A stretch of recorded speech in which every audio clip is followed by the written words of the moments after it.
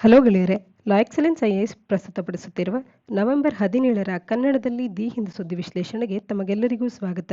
ನಿನ್ನೆಯ ಸುದ್ದಿ ವಿಶ್ಲೇಷಣೆಯಲ್ಲಿ ನಾವು ಕೇಳಿದಂಥ ಪ್ರಶ್ನೆಗಳಿಗೆ ಆಶಿಕಾ, ಅಭಿನಂದನ್, ನಿಖಿಲ್, ಮಾರುತಿ ಹೀಗೆ ಸುಮಾರು ಜನ ಸರಿಯಾದ ಉತ್ತರಗಳನ್ನು ನೀಡಿದ್ದೀರಾ. ಸರಿಯಾದ ಉತ್ತರಗಳನ್ನು ನೀಡಿರ್ತಕ್ಕಂಥ ತಮ್ಮೆಲ್ಲರಿಗೂ ಕೂಡ ಅಭಿನಂದನೆಗಳು. ಇಂದಿನ ಮೊದಲ article NRC only 1032 doubtful cases referred for review ಅನ್ನುವಂಥದ್ದು. ಇದನ್ನ GS ಪೇಪರ್ 2ನ ಅಡಿಯಲ್ಲಿ government policies and interventions for development in various sectors and issues arising out of there design and implementation ಅನ್ನುವಂಥ ಸಿಲೆಬಸ್ನ ಅಡಿಯಲ್ಲಿ ಓದ್ಕೊಳ್ಬಹುದಾಗುತ್ತೆ. ಆರ್ಟಿಕಲ್ನಲ್ಲಿ ನ್ಯಾಷನಲ್ ರಿಜಿಸ್ಟರ್ ಆಫ್ ಸಿಟಿಸನ್ಸ್ಗಳ ಬಗ್ಗೆ ಮಾತನಾಡಲಾಗ್ತಾ ಇದೆ. ಇದರ ಒಂದು ಫೈನಲ್ ಡ್ರಾಫ್ಟ್ ಅನ್ನುವಂಥದ್ದು ರೆಡಿ ಆಗ್ತಿದ್ದು, ಇಲ್ಲಿ ಕೇವಲ ಲಿಟಲ್ ಓವರ್ 1000 ಕೇಸಸ್ಗಳು ಮಾತ್ರವೇ ಡೌಟ್ಫುಲ್ ಅಂತ ಹೇಳಿ ಕಾಣಸಿಗ್ತಾ ಇದೆ. ಅದನ್ನ ಆರ್ಟಿಕಲ್ ಇಲ್ಲಿ ರಿವ್ಯೂ ಮಾಡೋದ್ರ ಬಗ್ಗೆ ಮಾತನಾಡ್ತಾ ಇದೆ. NRCಯನ್ನ ಅಸ್ಸಾಂನಲ್ಲಿ ಜರುಗಿಸಿದ್ದು, ಅಲ್ಲಿ ಫೈನಲ್ ಆಗಿ ಒಂದು ಡ್ರಾಫ್ಟ್ ಅನ್ನು ತಯಾರು ಮಾಡಿದಾಗ ಕೇವಲ 1000ಕ್ಕೂ ಹೆಚ್ಚು ಜನರು ಮಾತ್ರವೇ ಡೌಟ್ಫುಲ್ ಕೇಸಸ್ ಅಂತ ಹೇಳಿ ಇಲ್ಲಿ ಕಾಣಿಸ್ಕೊಳ್ತಾ ಇರ್ತಕ್ಕಂಥದ್ದು. ಹಾಗಾಗಿ ಕನ್ಸರ್ನ್ ಡಿಸ್ಟ್ರಿಕ್ಟ್ ಕಮಿಷನರ್ಸ್ಗಳು ನೆಸೆಸರಿ ಆಕ್ಷನ್ಸ್ಗಳನ್ನು ತಗೊಳ್ಬೇಕು ಇದರ ವಿಚಾರದಲ್ಲಿ ಅಂತ ಹೇಳಿ ತಿಳಿಸ್ತಾ ಇರ್ತಕ್ಕಂಥದ್ದು. NRCಯ ಒಂದಷ್ಟು ಬ್ಯಾಕ್ಗ್ರೌಂಡ್ ಅನ್ನು ನೋಡೋದಾದ್ರೆ 19 ಲಕ್ಷದಷ್ಟು ಅಪ್ಲಿಕೆಂಟ್ಸ್ಗಳನ್ನು ಅಸ್ಸಾಂನಲ್ಲಿ ಎಕ್ಸ್ಕ್ಲೂಡ್ ಮಾಡಲಾಗಿತ್ತು. ಫೈನಲ್ ಡ್ರಾಫ್ಟ್ ರಿಜಿಸ್ಟರ್ ಅನ್ನುವಂಥದ್ದು ಪಬ್ಲಿಷ್ ಆದಂಥ ಸಂದರ್ಭದಲ್ಲಿ ಆಗಸ್ಟ್ 31, 2019ರಲ್ಲಿ ಇದು ಪಬ್ಲಿಷ್ ಆಗಿತ್ತು. ಇದಕ್ಕೆ 1220 ಕೋಟಿಯಷ್ಟು ಹಣವನ್ನು ಕೂಡ ವ್ಯಯ ಮಾಡಲಾಗಿತ್ತು. 3.29 ಕೋಟಿಯಷ್ಟು ಅಸ್ಸಾಂನಲ್ಲಿ ಅಪ್ಲಿಕೇಶನ್ಸ್ಗಳು ಬಂದಿದ್ರೆ ಅದರಲ್ಲಿನ 19 ಲಕ್ಷದಷ್ಟು ಅಪ್ಲಿಕೆಂಟ್ಸ್ಗಳನ್ನು ಎಕ್ಸ್ಕ್ಲೂಡ್ ಮಾಡಲಾಗಿತ್ತು ಫೈನಲ್ ಡ್ರಾಫ್ಟ್ನಿಂದ. ಗವರ್ಮೆಂಟ್ ಅನ್ನುವಂಥದ್ದು NRCಯನ್ನ ಕರೆಂಟ್ ಫಾರ್ಮ್ನಲ್ಲಿ ರಿಜೆಕ್ಟ್ ಮಾಡಿತ್ತು ಮತ್ತು ರೀವೆರಿಫಿಕೇಶನ್ ಆಫ್ ದಿ ಅಟ್ಲೀಸ್ಟ್ 30% ನೇಮ್ಸ್ ಅನ್ನುವಂಥದ್ದಾದರೂ ಕೂಡ ರೀವೆರಿಫಿಕೇಶನ್ ಮಾಡಬೇಕು ಬಾಂಗ್ಲಾದೇಶ್ಗೆ ಬಾರ್ಡರ್ ಆಗಿರ್ತಕ್ಕಂಥ ಏರಿಯಾಸ್ಗಳಲ್ಲಿ, ಮತ್ತು ರೆಸ್ಟ್ ಆಫ್ ದಿ ಸ್ಟೇಟ್ನಲ್ಲಿ 10%ನಾದರೂ ಕೂಡ ರೀವೆರಿಫಿಕೇಶನ್ ಮಾಡಬೇಕು ಅಂತ ಹೇಳಿ ತಿಳಿಸಿತ್ತು.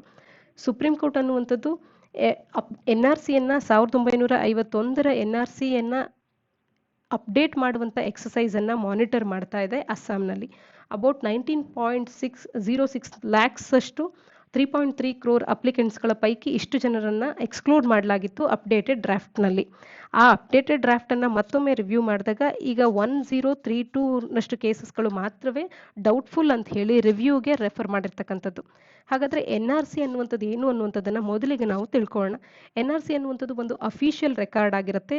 ಇಲ್ಲಿ ಭಾರತೀಯ ಸಿಟಿಸನ್ಸ್ಗಳು ಅಂದರೆ ಭಾರತೀಯ ಪ್ರಜೆ ಯಾರು ಅಂತ ಹೇಳಿ ಅದರ ಒಂದು ಲೀಗಾಲಿಟಿಯನ್ನು ತೋರಿಸೋದಕ್ಕಿರುವಂಥ ಒಂದು ಅಫಿಷಿಯಲ್ ರೆಕಾರ್ಡ್ ಅಂತ ಹೇಳಿ ನ್ಯಾಷನಲ್ ರಿಜಿಸ್ಟರ್ ಆಫ್ ಸಿಟಿಸನ್ಸ್ ಅನ್ನುವಂಥದ್ದು ಗುರುತಿಸ್ಕೊಳ್ಳುತ್ತೆ. ಇದರಲ್ಲಿ ಯಾವುದೇ ಒಬ್ಬ ವ್ಯಕ್ತಿಯ ಡೆಮೋಗ್ರಫಿಕ್ ಇನ್ಫಾರ್ಮೇಶನ್ ಅನ್ನುವಂಥದ್ದು ಇರುತ್ತೆ. ಯಾವುದೇ ಇಂಡಿವಿಜುವಲ್ ಎಲ್ಲರೂ ಕೂಡ ಸಿಟಿಸನ್ಸ್ ಆಫ್ ಇಂಡಿಯಾ ಅಂತ ಹೇಳಿ ಕ್ವಾಲಿಫೈ ಮಾಡ್ತಾರೆ.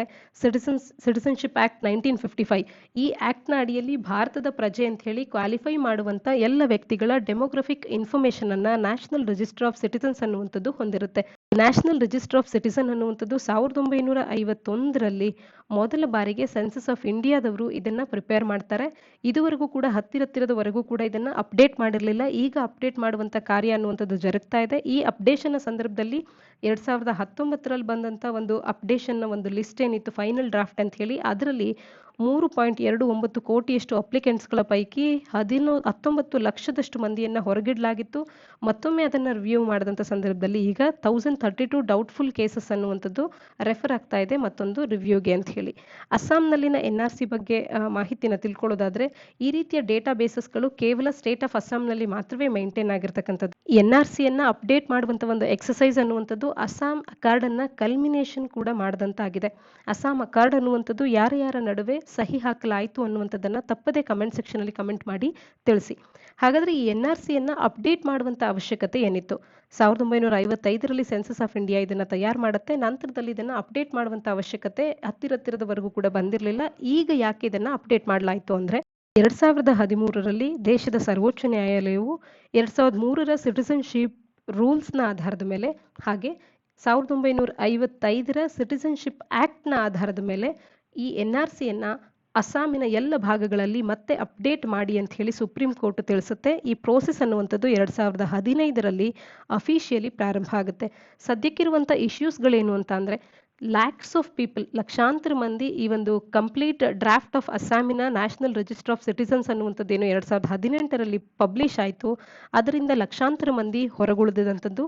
ಸುಪ್ರೀಂ ಕೋರ್ಟ್ ಅನ್ನುವಂಥದ್ದು ಸುಪ್ರೀಂ ಕೋರ್ಟಿನ ಮ್ಯಾಂಡೇಟೆಡ್ ರೂಲ್ಸ್ ಏನು ತಿಳಿಸುತ್ತೆ ಅಂದರೆ NRC ಲಿಸ್ಟ್ನಿಂದ ಹೊರಗುಳಿದಿದ್ದು ಯಾರೆಲ್ಲ ಈ ಲಿಸ್ಟ್ನಲ್ಲಿ ನಾವು ಇರಬೇಕು ಅಂತ ಹೇಳಿ ಕ್ಲೈಮ್ ಮಾಡ್ತಿದ್ದಾರೆ ಮತ್ತು ಕೆಲವರು ಯಾರಾದರೂ ಈ ಲಿಸ್ಟ್ನಿಂದ ಆಚೆ ಇರಬೇಕಾಗಿತ್ತು ಅಂತ ಹೇಳಿ ಅವರನ್ನ ಅಬ್ಜೆಕ್ಷನ್ಸ್ ಮಾಡ್ತಾ ಇದ್ದಾರೆ, ಅಂಥವರ ಬಯೋಮೆಟ್ರಿಕ್ಸ್ಗಳನ್ನು ಕಂಪಲ್ಸರಿಯಾಗಿ ಸಬ್ಮಿಟ್ ಮಾಡಬೇಕು ಅಂತ ಹೇಳಿ ಮ್ಯಾಂಡೇಟ್ರಿಯಾಗಿ ಸುಪ್ರೀಂ ಕೋರ್ಟ್ ತಿಳಿಸಿರ್ತಕ್ಕಂಥದ್ದು. 27 ಲಕ್ಷ ಮಂದಿ 2018ರಲ್ಲಿ ಪಬ್ಲಿಷ್ ಆದಂಥ ಲಿಸ್ಟ್ನಿಂದ ಹೊರಗುಳಿದಿದ್ರು. ಅವರು ಬಯೋಮೆಟ್ರಿಕ್ ಡೀಟೇಲ್ಸ್ಗಳನ್ನು ಪಬ್ಲಿಷ್ ಮಾಡಿದಂಥದ್ದು. ಅದರಲ್ಲಿನ 8 ಲಕ್ಷ ಮಂದಿ ಈ ಡ್ರಾಫ್ಟ್ ಅನ್ನುವಂಥದ್ದು 2019ರಲ್ಲಿ ಮತ್ತೆ ಏನು ಒಂದು ಲಿಸ್ಟ್ ಬಂತು ಅದಕ್ಕೆ ಆ್ಯಡ್ ಆಗ್ತಾರೆ. ಆದರೆ ಇವತ್ತಿನವರೆಗೂ ಅವರಿಗೆ ಆಧಾರ್ ಕಾರ್ಡ್ ಅನ್ನುವಂಥದ್ದು ದೊರಕಿಲ್ಲದೆ ಇರತಕ್ಕಂಥದ್ದು ಮತ್ತೊಂದು ಸಮಸ್ಯೆ ಆಗುತ್ತೆ. ಹಾಗೆ ಫುಲ್ ಬೆನಿಫಿಟ್ಸ್ಗಳನ್ನು ಎಂಜಾಯ್ ಮಾಡುವಲ್ಲಿ ಅವರಿಗೆ ಲ್ಯಾಕ್ ಆಫ್ ಕ್ಲಾರಿಟಿ ಮತ್ತು ಇನೆಬಿಲಿಟಿ ಅನ್ನುವಂಥದ್ದು ಕಾಡ್ತಾ ಇದೆ. ಆಧಾರ್ ಕಾರ್ಡ್ ಅನ್ನುವಂಥದ್ದು ಅವ್ರಿಗೆ ದೊರಕಿಲ್ಲ. ಸಿಗ್ನಿಫಿಕೆಂಟ್ ಮೆಂಟಲ್ ಪ್ರೆಷರ್ ಅನ್ನುವಂಥದ್ದು ಆ ಇಂಡಿವಿಜುವಲ್ಸ್ಗಳ ಮೇಲೆ ಆಗ್ತಾ ಇದೆ. ಕಂಪ್ಲೀಟ್ ಮತ್ತು ಫೈನಲ್ NRC ಅನ್ನುವಂಥದ್ದು ಇದುವರೆಗೂ ಕೂಡ ಪಬ್ಲಿಷ್ ಆಗಿಲ್ಲ. ಹಾಗಾಗಿ ಯಾರೆಲ್ಲ ನ್ಯೂಲಿ ಆ್ಯಡೆಡ್ ಇಂಡಿವಿಜುವಲ್ಸ್ಗಳಿದ್ದಾರೆ ಅವರಿಗೆ ಆಧಾರ್ ಕಾರ್ಡನ್ನು ಬಳಕೆ ಮಾಡ್ಕೊಳ್ಳೋದಕ್ಕೆ ಸಾಧ್ಯ ಆಗ್ತಿಲ್ಲ. ಅವರು ಆ ಆಧಾರ್ ಕಾರ್ಡನ್ನು ಹೊಂದಿಲ್ಲ ಕೂಡ. ಈ ರೀತಿಯಾಗಿ ಹಲವಾರು ಸಮಸ್ಯೆಗಳನ್ನು ಅಲ್ಲಿನ NRCಯಿಂದ ಹೊರಗುಳಿದಿರ್ತಕ್ಕಂಥವ್ರು ಅಥವಾ ಮೊದಲ 2 ಲಿಸ್ಟ್ಗಳಲ್ಲಿ ಹೊರಗುಳಿದು ಈಗ ಫೈನಲ್ ಲಿಸ್ಟ್ಗಾಗಿ ಕಾಯ್ತಾ ಇರ್ತಕ್ಕಂಥವ್ರು ಸಾಕಷ್ಟು ಸಮಸ್ಯೆಗಳನ್ನು ಫೇಸ್ ಮಾಡಬೇಕಾಗಿ ಬಂದಿದೆ. ಆರ್ಟಿಕಲ್ನ ಹಿನ್ನೆಲೆಯಲ್ಲಿ ಅಸ್ಸಾಂ ಕಾರ್ಡನ್ನು ಯಾರ ನಡುವೆ ಸಹಿ ಹಾಕಲಾಗಿದೆ ಅನ್ನುವಂಥದ್ದನ್ನು ತಪ್ಪದೇ ಕಮೆಂಟ್ ಸೆಕ್ಷನ್ನಲ್ಲಿ ಕಮೆಂಟ್ ಮಾಡಿ ತಿಳಿಸಿ. ಮುಂದಿನ article courts can't interfere with day to day temple rituals ಅಂತ ಹೇಳಿ ಇಲ್ಲಿ ಸರ್ವೋಚ್ಚ ನ್ಯಾಯಾಲಯವು ತಿಳಿಸ್ತಾ ಇರ್ತಕ್ಕಂಥದ್ದು. ಇದನ್ನ GS ಪೇಪರ್ 2ನ ಅಡಿಯಲ್ಲಿ separation of powers between various organs, dispute redressal mechanisms and institutions ಅನ್ನುವಂಥ ಸಿಲೆಬಸ್ ನಾಡಿಯಲ್ಲಿ ಓದ್ಕೊಳ್ಬೋದಾಗುತ್ತೆ. ಇಲ್ಲಿ ದೇಶದ ಸರ್ವೋಚ್ಚ ನ್ಯಾಯಾಲಯದ ಬಳಿ ಪಬ್ಲಿಕ್ಸ್ ಕಡೆಯಿಂದ ಒಂದು ರಿಟ್ ಪಿಟಿಷನ್ ಅನ್ನುವಂಥದ್ದು ಫೈಲ್ ಆಗಿದೆ. ಕಾರಣ ತಿರುಪತಿ ತಿರುಮಲ ದೇವಸ್ಥಾನ, ಏನು ತಿರುಪತಿ ದೇವಸ್ಥಾನ ಅಂತ ಹೇಳಿ ಫೇಮಸ್ ಆಗಿ ನಾವು ಗುರುತಿಸ್ತೇವೆ. ಈ ದೇವಸ್ಥಾನದಲ್ಲಿ ದೈನಂದಿನ ಅರ್ಚನೆ ಆಗಿರ್ಬೋದು, ಪೂಜಾ ವಿಧಾನಗಳಾಗಿರ್ಬೋದು, ಈ ರೀತಿಯಾಗಿ ಅಲ್ಲಿನ ದೈನಂದಿನ ಆಚರಣೆಗಳನ್ನುವಂಥದ್ದು, ಅಲ್ಲಿನ ದೈನಂದಿನ ಸೇವೆಗಳು ಅನ್ನುವಂಥದ್ದು ಸರಿಯಾದ ರೀತಿಯಲ್ಲಿ ಪರ್ಫಾರ್ಮ್ ಆಗ್ತಾ ಇಲ್ಲ ಅಂತ ಹೇಳಿ ಒಂದು ಪಿಟಿಷನ್ ಅನ್ನುವಂಥದ್ದು ಫೈಲ್ ಆಗಿದೆ. ಅದಕ್ಕೆ ಸುಪ್ರೀಂ ಕೋರ್ಟಿನ ಅಬ್ಸರ್ವೇಷನ್ಸ್ಗಳು ಏನು ಅನ್ನುವಂಥದ್ದನ್ನ ಈ ಆರ್ಟಿಕಲ್ ನಮಗೆ ತಿಳಿಸ್ತಾ ಇದೆ. ಸುಪ್ರೀಂ ಕೋರ್ಟ್ ತಿಳಿಸುವ ಪ್ರಕಾರ ಈ ರೀತಿಯ ದೇವಸ್ಥಾನಗಳಲ್ಲಿನ ದೈನಂದಿನ ಸೇವೆಗಳ ಬಗ್ಗೆ, ಅಲ್ಲಿನ ಆಚರಣೆಗಳ ಬಗ್ಗೆ ಸಂವಿಧಾನಕ್ಕೆ ಬದ್ಧವಾಗಿರ್ತಕ್ಕಂಥ ನ್ಯಾಯಾಲಯಗಳು ಇಂಟರ್ಫಿಯರ್ ಮಾಡುವಂಥದ್ದು, ಈ ವಿಚಾರಗಳಲ್ಲಿ ಇಂಟರ್ಫಿಯರ್ ಮಾಡುವಂಥದ್ದು ಸರಿಯಲ್ಲ ಅನ್ನುವಂಥದ್ದು ಸುಪ್ರೀಂ ಕೋರ್ಟಿನ ನಿರ್ಧಾರ. ಹಾಗೆ ಇದಕ್ಕೆ ಅಂತ ಹೇಳಿ ಧಾರ್ಮಿಕವಾಗಿ ಹೆಚ್ಚು ತಿಳಿದಿರ್ತಕ್ಕಂಥ ಜ್ಞಾನಿಗಳಿರ್ತಾರೆ, ಅರ್ಚಕರಿರ್ತಾರೆ, ಪ್ರಧಾನ ಅರ್ಚಕರಿರ್ತಾರೆ. ಇವರೆಲ್ಲರೂ ಕೂಡ ಇಂಥ ರಿಚುವಲ್ಸ್ಗಳಿಗೆ ಸಂಬಂಧಪಟ್ಟಂತೆ, ದೇವಸ್ಥಾನದ ಕಸ್ಟಮ್ಸ್ ಟ್ರೆಡಿಷನ್ಸ್ಗಳಿಗೆ ಸಂಬಂಧಪಟ್ಟಂತೆ ನಿರ್ಧಾರಗಳನ್ನು ತಗೊಳ್ಳೋದಕ್ಕೆ ಸೂಕ್ತವಾದಂಥ ವ್ಯಕ್ತಿಗಳಾಗಿರ್ತಾರೆ ಅನ್ನುವಂಥದ್ದು. ಹಾಗೆ ರಿಟ್ ಜುರಿಸ್ಡಿಕ್ಷನ್ ಅನ್ನುವಂಥದ್ದು ಕಾನ್ಸ್ಟಿಟ್ಯೂಷನಲ್ ಕೋರ್ಟ್ನ ಅಡಿಯಲ್ಲಿರುವಂಥ ರಿಟ್ ಜುರಿಸ್ಡಿಕ್ಷನ್ ಅನ್ನುವಂಥದ್ದು ಆರ್ಟಿಕಲ್ 226ನ ಅಡಿಯಲ್ಲಿ ಹಾಗೆ ಆರ್ಟಿಕಲ್ 32ನ ಅಡಿಯಲ್ಲಿ ನಾವೇನು ರಿಟ್ ಜುರಿಸ್ಡಿಕ್ಷನ್ ಅನ್ನು ಕಾಣ್ತೇವೆ, ಇದು ಲಿಮಿಟೆಡ್ ಆಗಿದೆ. ಈ ರೀತಿಯ ವಿಚಾರಗಳಿಗೆ ಇದು ಅಪ್ಲಿಕಬಲ್ ಆಗೋಲ್ಲ ಅನ್ನುವಂಥದ್ದನ್ನು ಸುಪ್ರೀಂ ಕೋರ್ಟಲ್ಲಿ ತಿಳಿಸ್ತಾ ಇರ್ತಕ್ಕಂಥದ್ದು. ಹಾಗಾದರೆ ಸಂವಿಧಾನದ 32ನೇ ವಿಧಿ ಏನನ್ನು ತಿಳಿಸುತ್ತೆ ಅಂತ ಹೇಳಿ ನಾವು ಒಂದಿಷ್ಟು ಚರ್ಚೆಯನ್ನು ಮಾಡೋದಾದರೆ, ಈ 32ನೇ ವಿಧಿಯ ಅಡಿಯಲ್ಲಿ ಇದೊಂದು ಸಂವಿಧಾನದಲ್ಲಿರುವಂಥ ಮೂಲಭೂತ ಹಕ್ಕು, ಫಂಡಮೆಂಟಲ್ ರೈಟ್ ಅಂತ ಹೇಳಿ ಗುರುತಿಸ್ಕೊಳ್ಳುತ್ತೆ. ಫಂಡಮೆಂಟಲ್ ರೈಟ್ ಅನ್ನು ನಾವು ಸಂವಿಧಾನದಲ್ಲಿ 3ನೇ ಭಾಗದಲ್ಲಿ ಕಾಣ್ತೇವೆ. ಆದರೆ ಯಾವ ವಿಧಿಗಳು ಈ ಮೂಲಭೂತ ಹಕ್ಕುಗಳ ಬಗ್ಗೆ ಮಾತನಾಡುತ್ತೆ ಅನ್ನುವಂಥದ್ದನ್ನು ಕಮೆಂಟ್ ಸೆಕ್ಷನಲ್ಲಿ ತಪ್ಪದೆ ಕಮೆಂಟ್ ಮಾಡಿ ತಿಳಿಸಿ. ಅಂದರೆ ಎಷ್ಟರಿಂದ ಎಷ್ಟನೇ ಆರ್ಟಿಕಲ್ಸ್ಗಳಲ್ಲಿ ನಾವು ಫಂಡಮೆಂಟಲ್ ರೈಟ್ಸ್ಗಳನ್ನು ಕಾಣ್ತೇವೆ ಅನ್ನುವಂಥದ್ದು. ಯಾವುದೇ ಒಬ್ಬ ವ್ಯಕ್ತಿಯ ಮೂಲಭೂತ ಹಕ್ಕುಗಳಿಗೆ ಧಕ್ಕೆ ಆದಾಗ ಆತ ರೈಟ್ ಟು ಕಾನ್ಸ್ಟಿಟ್ಯೂಷನಲ್ ರೆಮಿಡೀಸ್ ಅನ್ನುವಂಥ ಈ ಆರ್ಟಿಕಲ್ 32ನ ಅಡಿಯಲ್ಲಿ ಆತ ಸುಪ್ರೀಂ ಕೋರ್ಟಿನ ಮೊರೆ ಹೋಗ್ಬೋದಾಗಿರುತ್ತೆ. ಈ ತನಗಿರ್ತಕ್ಕಂಥ ಫಂಡಮೆಂಟಲ್ ರೈಟ್ಸ್ಗಳನ್ನು ಎನ್ಫೋರ್ಸ್ ಮಾಡುವಂಥ ವಿಚಾರದಲ್ಲಿ ಸಂವಿಧಾನದಲ್ಲಿ ಮೆನ್ಷನ್ ಮಾಡದ ಹೊರತು, ಸಂವಿಧಾನವೇ ಇದನ್ನ ಸಸ್ಪೆಂಡ್ ಮಾಡದ ಹೊರತು ಈ ರೈಟ್ ಟು ಕಾನ್ಸ್ಟಿಟ್ಯೂಷನಲ್ ರೆಮಿಡೀಸ್ ಅನ್ನುವಂಥ ವಿಧಿಯನ್ನ, ಇದು ಸ್ಟ್ರಾಂಗರ್ ವಿಧಿಯಾಗಿದೆ, ಅಂದರೆ ಪವರ್ಫುಲ್ ಆಗಿರ್ತಕ್ಕಂಥ ಒಂದು ಆರ್ಟಿಕಲ್. ಇದನ್ನ ಈಸಿಯಾಗಿ ಸಸ್ಪೆಂಡ್ ಮಾಡುವಂತಿಲ್ಲ. ಹಾಗೆಯೇ ಯಾವುದೇ ಒಬ್ಬ ವ್ಯಕ್ತಿಯ ಮೂಲಭೂತ ಹಕ್ಕುಗಳು ವೈಲೇಟ್ ಆಗಿದ್ದಂಥ ಸಂದರ್ಭದಲ್ಲಿ ಆತ ನೇರವಾಗಿ ಸುಪ್ರೀಂ ಕೋರ್ಟಿಗೆ ಅಪ್ರೋಚ್ ಮಾಡ್ಬೋದಾಗಿರುತ್ತೆ. ಆದರೆ ಬೇರೆ ಕೇಸಸ್ಗಳ ಸಂದರ್ಭದಲ್ಲಿ ನೋಡಿದಾಗ, ಅಂದರೆ ಸಿವಿಲ್ ಅಥವಾ ಕ್ರಿಮಿನಲ್ ಮ್ಯಾಟರ್ಸ್ಗಳಲ್ಲಿ ಬಂದಾಗ ಆತನಿಗೆ ರೆಮಿಡಿ ಅನ್ನುವಂಥದ್ದು ಮೊದಲು ಆತ ಟ್ರಯಲ್ ಕೋರ್ಟನ್ನು ಅಪ್ರೋಚ್ ಮಾಡಬೇಕು. ಟ್ರಯಲ್ ಕೋರ್ಟ್ನಲ್ಲಿ ಒಂದು ವೇಳೆ ಆತನಿಗೆ ನ್ಯಾಯ ಸಿಗಲಿಲ್ಲ ಅಂದಾಗ, ಅಥವಾ ಆತನಿಗೆ ಆ ಒಂದು ಟ್ರಯಲ್ ಕೋರ್ಟಿನ ತೀರ್ಪು ಅನ್ನುವಂಥದ್ದು ಸರಿ ಇಲ್ಲ ಅಂತ ಹೇಳಿ ಭಾಸವಾದಾಗ ಆತ ಹೈಕೋರ್ಟಿನ ಮೊರೆ ಹೋಗ್ಬೋದು. ಒಂದು ವೇಳೆ ಹೈಕೋರ್ಟಿನ ತೀರ್ಪು ಕೂಡ ಸರಿ ಇಲ್ಲ ಅಂದಾಗ ಆತ ಸುಪ್ರೀಂ ಕೋರ್ಟಿನ ಮೊರೆ ಹೋಗೋದಕ್ಕೆ ಆತನಿಗೆ ಚಾನ್ಸಸ್ ಇರುತ್ತೆ. ಆದರೆ ಮೂಲಭೂತ ಹಕ್ಕುಗಳು ಅನ್ನುವಂಥದ್ದಕ್ಕೆ ಧಕ್ಕೆ ಆದಾಗ ನೇರವಾಗಿ ಹೈಕೋರ್ಟ್ ಅಥವಾ ಸುಪ್ರೀಂ ಕೋರ್ಟಿನ ಮೊರೆಯನ್ನ ಆತ ಹೋಗ್ಬೋದಾಗಿರುತ್ತೆ. ಆರ್ಟಿಕಲ್ನ ಹಿನ್ನೆಲೆಯಲ್ಲಿ ಸುಪ್ರೀಂ ಕೋರ್ಟ್ ಮತ್ತು ಹೈಕೋರ್ಟ್ಗೆ ಹೋಲಿಕೆ ಮಾಡಿದಾಗ ಯಾವ ಕೋರ್ಟಿನಲ್ಲಿ ರಿಟ್ ಪಿಟಿಷನ್ಸ್ಗಳ ವಿಚಾರವಾಗಿ ಹೆಚ್ಚು ರಿಟ್ ಅರ್ಜಿಗಳನ್ನು ವಿಚಾರ ಮಾಡುವಂಥ ಒಂದು ಪವರ್ಸ್ ಅನ್ನುವಂಥದ್ದು ಯಾವ ಕೋರ್ಟಿಗೆ ಇದೆ ಅನ್ನುವಂಥದ್ದನ್ನು ತಪ್ಪದೇ ಕಮೆಂಟ್ ಸೆಕ್ಷನಲ್ಲಿ ಕಮೆಂಟ್ ಮಾಡಿ ತಿಳಿಸಿ. ಆರ್ಟಿಕಲ್ನ ಹಿನ್ನೆಲೆಯಲ್ಲಿ ಈ ರಿಟ್ ಪಿಟಿಷನ್ಸ್ಗಳ ಬಗ್ಗೆ ಒಂದಷ್ಟು ಮಾಹಿತಿಯನ್ನು ನಾವು ತಿಳ್ಕೊಳ್ಳೋದೇ ಆದರೆ ಆರ್ಟಿಕಲ್ 32ನ ಅಡಿಯಲ್ಲಿ ಭಾರತದ ಮೂಲಭೂತ ಹಕ್ಕುಗಳು ವೈಲೇಟ್ ಆದಂಥ ಸಂದರ್ಭದಲ್ಲಿ ಇಲ್ಲಿ 5 ರೀತಿಯಾದಂಥ ಡಿಫ್ರೆಂಟ್ ಆದಂಥ ರಿಟ್ಸ್ಗಳನ್ನು ನಾವು ಕಾಣ್ಬೋದಾಗುತ್ತೆ. ಅದರಲ್ಲಿ ಮೊದಲನೇದು ಹೇಬಿಯಸ್ ಕಾರ್ಪಸ್ ಅಂತ ಅಂದರೆ ಯಾವುದೇ ಒಬ್ಬ ವ್ಯಕ್ತಿಯನ್ನ ಡಿಟೈನ್ ಮಾಡಿದರೆ ಅಥವಾ ಆತನನ್ನು ಅರೆಸ್ಟ್ ಮಾಡಿದರೆ ಆತನ ಅರೆಸ್ಟ್ ಅಥವಾ ಡಿಟೈನ್ನ ವಿರುದ್ಧವಾಗಿ ಆತನನ್ನು ಕೋರ್ಟ್ನಲ್ಲಿ ಪ್ರೊಡ್ಯೂಸ್ ಮಾಡಿ ಅಂತ ಹೇಳಿ ಅದರ ವಿರುದ್ಧವಾಗಿ ಹಾಕುವಂಥ ಅರ್ಜಿ ಅನ್ನುವಂಥದ್ದು ಹೇಬಿಯಸ್ ಕಾರ್ಪಸ್ ಆಗಿರುತ್ತೆ. ಹೇಬಿಯಸ್ ಕಾರ್ಪಸ್ ಅರ್ಜಿಯನ್ನು ಹಾಕಿದಾಗ ಆತನನ್ನು ಕೋರ್ಟ್ ಮುಂದೆ ತರಬೇಕಾಗುತ್ತೆ. ಒಂದು ವೇಳೆ ಆತನನ್ನು ಇಲ್ಲೀಗಲ್ ಆಗಿ ಡಿಟೈನ್ ಮಾಡಿದರೆ, ಇಲ್ಲೀಗಲ್ ಆಗಿ ಅರೆಸ್ಟ್ ಮಾಡಿದರೆ ಕೋರ್ಟ್ ಆತನ ರಿಲೀಸ್ಗೆ ಆರ್ಡರ್ ಮಾಡುತ್ತೆ. ಮುಂದಿನ ಒಂದು ರಿಟ್ ಮ್ಯಾಂಡಮಸ್ ಅಂತ ಅಂದ್ರೆ ಅದರ ಮೀನಿಂಗ್ ಏನು ಅಂತಂದ್ರೆ ವಿ ಕಮಾಂಡ್ ಅಂತ ಹೇಳಿ. ಇಲ್ಲಿ ಹೈಯರ್ ಕೋರ್ಟ್ಸ್ಗಳು ಅಂದ್ರೆ ಹೈಕೋರ್ಟ್ ಆಗಿರಬಹುದು, ಸುಪ್ರೀಂ ಕೋರ್ಟ್ ಆಗಿರ್ಬೋದು, ಈ ರೀತಿಯ ಹೈಯರ್ ಕೋರ್ಟ್ಸ್ಗಳು ತನ್ನ ಕೆಳಗಿರ್ತಕ್ಕಂಥ ಯಾವುದೇ ಒಂದು ಪಬ್ಲಿಕ್ ಬಾಡಿ ಆಗಿರ್ಬೋದು, ಕಾರ್ಪೊರೇಷನ್ ಆಗಿರ್ಬೋದು, ಅಥವಾ ಕೆಳಗಿರ್ತಕ್ಕಂಥ ಲೋಯರ್ ಕೋರ್ಟ್ಸ್ಗಳಾಗಿರ್ಬಹುದು, ಟ್ರಿಬ್ಯುನಲ್ಸ್ಗಳಾಗಿರ್ಬೋದು, ಅಥವಾ ಸರ್ಕಾರವೇ ಆಗಿರಬಹುದು, ಅದಕ್ಕಿರ್ತಕ್ಕಂಥ ಕರ್ತವ್ಯಗಳನ್ನ ಸರಿಯಾದ ರೀತಿಯಲ್ಲಿ ನಿಭಾಯಿಸಲಿಲ್ಲ ಅಂತ ಅಂದಾಗ ನಿಮ್ಮ ಕರ್ತವ್ಯಗಳನ್ನು ಸರಿಯಾದ ರೀತಿಯಲ್ಲಿ ಮಾಡಿ ಅಂತ ಹೇಳಿ ಕಮಾಂಡ್ ಮಾಡುವಂಥದ್ದು ಈ ಮ್ಯಾಂಡಮಸ್ ಅನ್ನುವಂಥ ಒಂದು ರಿಟ್ ಆಗಿರುತ್ತೆ. ಮ್ಯಾಂಡಮಸ್ ರಿಟ್ ಅನ್ನ ಯಾವುದೇ ಒಬ್ಬ ಪ್ರೈವೇಟ್ ಇಂಡಿವಿಜುವಲ್ ವಿರುದ್ಧವಾಗಿ ಅಥವಾ ಒಂದು ಬಾಡಿಯ ವಿರುದ್ಧವಾಗಿ ಅಪ್ಲೈ ಮಾಡೋದಕ್ಕೆ ಸಾಧ್ಯ ಇಲ್ಲ.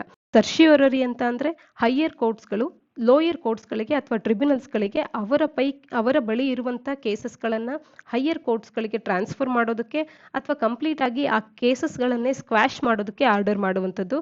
ಇದನ್ನು ಸರ್ಶಿಯೋರರಿ ಅಥವಾ ಟು ಬಿ ಸರ್ಟಿಫೈಡ್ ಅನ್ನುವಂಥ ಒಂದು ಮೀನಿಂಗ್ ಅನ್ನು ಹೊಂದಿರತಕ್ಕಂಥ ರಿಟ್ ಆಗಿ ನಾವು ಕಾಣ್ಬೋದಾಗುತ್ತೆ. ಮುಂದಿನ ಒಂದು ರಿಟ್ ಕೋ ವ್ಯಾರಂಟು ಅಂತ ಅಂದರೆ ಇದನ್ನು ಕೋರ್ಟ್ನವರು ಇಶ್ಯೂ ಮಾಡುವಂಥದ್ದು. ಇಲ್ಲಿ ಯಾವುದೇ ಒಬ್ಬ ವ್ಯಕ್ತಿ ಒಂದು ಪಬ್ಲಿಕ್ ಆಫೀಸನ್ನು ಆಕ್ಯುಪೈ ಮಾಡಿದರೆ ಆತ ಆ ಪಬ್ಲಿಕ್ ಆಫೀಸನ್ನು ಆಕ್ಯುಪೈ ಮಾಡೋದಕ್ಕಿರುವಂಥ ಲೀಗಲ್ ಕ್ಲೈಮ್ಸ್ ಏನು ಅಂತ ಹೇಳಿ ಆತನ ಈ ಒಂದು ಕ್ಲೈಮಿನ ಲೀಗಾಲಿಟಿಯನ್ನು ಎನ್ಕ್ವೈರ್ ಮಾಡೋದಕ್ಕಿರುವಂಥ ಒಂದು ರಿಟ್ ಇದು.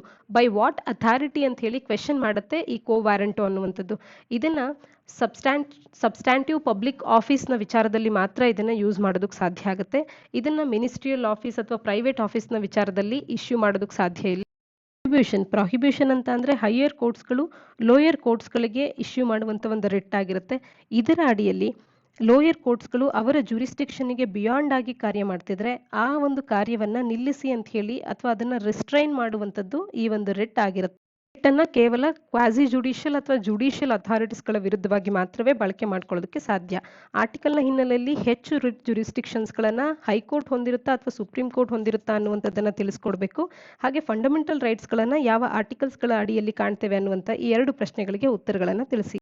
ಮುಂದಿನ article CAG centre conflict a thing of the past ಅಂತ ಹೇಳಿ ಪ್ರಧಾನಮಂತ್ರಿ ಮೋದಿ ಅವರು ತಿಳಿಸ್ತಾ ಇರತಕ್ಕಂಥದ್ದು. ಇದನ್ನು GS ಪೇಪರ್ 2ನ ಅಡಿಯಲ್ಲಿ appointments to various constitutional post, powers, functions and responsibilities of various constitutional bodies ಅನ್ನುವಂಥ ಸಿಲೆಬಸ್ನ ಅಡಿಯಲ್ಲಿ ಓದ್ಕೊಳ್ಬೋದಾಗುತ್ತೆ. ಆ ನವೆಂಬರ್ 16 ಫಸ್ಟ್ ಆಡಿಟ್ ದಿವಸ್ ಅಂತ ಹೇಳಿ ಸೆಲೆಬ್ರೇಟ್ ಮಾಡಲಾಗ್ತಾ ಇದೆ. ಆಡಿಟ್ ದಿವಸನ ಸೆಲೆಬ್ರೇಟ್ ಮಾಡುವಂಥದ್ದು ಯಾತಕ್ಕೆ ಅಂತ ಅಂದರೆ CAG ಅನ್ನುವಂಥ ಒಂದು ಇನ್ಸ್ಟಿಟ್ಯೂಷನನ್ನು ಆರಿಜಿನ್ ಆದಂಥ ದಿನವನ್ನು ಅದರ ಒಂದು ಐತಿಹಾಸಿಕವಾಗಿದ್ದಂಥ ಈ ದಿನ ಅಂತ ಹೇಳಿ ಅದನ್ನು ರಿಮಾರ್ಕೆಬಲ್ ಆಗಿ ಇಡಬೇಕು ಅಂತ ಹೇಳಿ ಆಡಿಟ್ ದಿವಸನ ಸೆಲೆಬ್ರೇಟ್ ಮಾಡಲಾಗ್ತಾ ಇದೆ. ಈ ಆಡಿಟ್ ದಿವಸಿನ ಸೆಲೆಬ್ರೇಷನ್ ಸಂದರ್ಭದಲ್ಲಿ ಕೇಂದ್ರ ಹಾಗೂ CAGಯ ನಡುವಿನ ಕಾನ್ಫ್ಲಿಕ್ಟಿನ ವಿಚಾರಗಳನ್ನು ಮಾತನಾಡುವಂಥ ದಿನ ಎಂದೋ ಕಳೆದು ಹೋಗಿದೆ. ಇವತ್ತು ಎಲ್ಲವೂ ಕೂಡ ಸರಿಯಾಗಿದೆ ಅಂತ ಹೇಳಿ ಪ್ರಧಾನಮಂತ್ರಿ ಮೋದಿ ಅವರು ತಿಳಿಸ್ತಾ ಇರ್ತಕ್ಕಂಥದ್ದು. ಇಲ್ಲಿ CAG ಅನ್ನುವಂಥದ್ದು ದೇಶದ ಒಂದು ವ್ಯವಸ್ಥೆಯನ್ನು ಕಾಪಾಡುವಲ್ಲಿ, ಗವರ್ನೆನ್ಸ್ ಅನ್ನ ಟ್ರಾನ್ಸ್ಪರೆಂಟ್ ಆಗಿ ಮಾಡುವಲ್ಲಿ, ಅಕೌಂಟಬಿಲಿಟಿಯನ್ನು ತರುವಲ್ಲಿ ಹಲವಾರು ವರ್ಷಗಳಿಂದ ಕಾಂಟ್ರಿಬ್ಯೂಟ್ ಮಾಡ್ತಾ ಇದೆ ಅಂತ ಹೇಳಿ ಆರ್ಟಿಕಲ್ನಲ್ಲಿ ಪ್ರಧಾನಮಂತ್ರಿ ಮೋದಿ ಅವರು ತಿಳಿಸ್ತಾ ಇರ್ತಕ್ಕಂಥದ್ದು. ಆರ್ಟಿಕಲ್ನ ಹಿನ್ನೆಲೆಯಲ್ಲಿ CAG ಸಂಸ್ಥೆಯ ಬಗ್ಗೆ ಒಂದಷ್ಟು ಮಾಹಿತಿಯನ್ನು ತಿಳ್ಕೊಳ್ಳೋಣ. ಯಾವುದೇ ಒಂದು ಸಾಂವಿಧಾನಿಕ ಸಂಸ್ಥೆ ಆದರೂ ಕೂಡ ಪರೀಕ್ಷಾ ದೃಷ್ಟಿಯಿಂದ ಇದರ ಬಗ್ಗೆ ಆಳವಾಗಿ ತಿಳ್ಕೊಳ್ಳುವಂಥ ನೆಸೆಸಿಟಿ ಇರುತ್ತೆ. KPSC UPSCಯ ಹಲವಾರು ಪರೀಕ್ಷೆಗಳಲ್ಲಿ ನೇರವಾಗಿ ಇದರ ಬಗ್ಗೆ ಪ್ರಶ್ನೆಗಳನ್ನು ಕೇಳ್ತಾ ಇರ್ತಾರೆ. CAGಯ ಬಗ್ಗೆ ಮಾಹಿತಿಯನ್ನು ತಿಳ್ಕೊಳ್ಳೋದಾದ್ರೆ ಭಾರತ ಸಂವಿಧಾನದ ಭಾಗ 5ರಲ್ಲಿ ಪಾರ್ಟ್ 5ನಲ್ಲಿ ಚಾಪ್ಟರ್ 4ನ ಅಡಿಯಲ್ಲಿ CAG ಅನ್ನುವಂಥ ಒಂದು ಆಫೀಸನ್ನು ನಾವು ಕಾಣ್ಬೋದಾಗುತ್ತೆ. ಇದೊಂದು ಸ್ವಾಯತ್ತ ಅಥವಾ ಒಂದು ಸ್ವತಂತ್ರವಾದಂಥ ಸಂಸ್ಥೆ ಅಂತ ಹೇಳಿ ಭಾರತ ಸಂವಿಧಾನದ ಅಡಿಯಲ್ಲಿ ಮೆನ್ಷನ್ ಮಾಡಲಾಗಿದೆ. ಭಾರತ ಸಂವಿಧಾನದ 148ರಿಂದ 151ನೇ ವಿಧಿಯವರೆಗೆ ಈ ಒಂದು CAG ಅನ್ನುವಂಥ ಆಫೀಸ್ನ ಬಗ್ಗೆ ಮೆನ್ಷನ್ ಆಗಿರ್ತಕ್ಕಂಥದ್ದು. ಕಂಟ್ರೋಲರ್ ಅಂಡ್ ಆಡಿಟರ್ ಜನರಲ್ ಅವರನ್ನ ಭಾರತದ ಆಡಿಟ್ ಮತ್ತು ಅಕೌಂಟ್ಸ್ ಡಿಪಾರ್ಟ್ಮೆಂಟಿನ ಹೆಡ್ ಅಂತ ಕೂಡ ಗುರುತಿಸುವಂಥದ್ದು.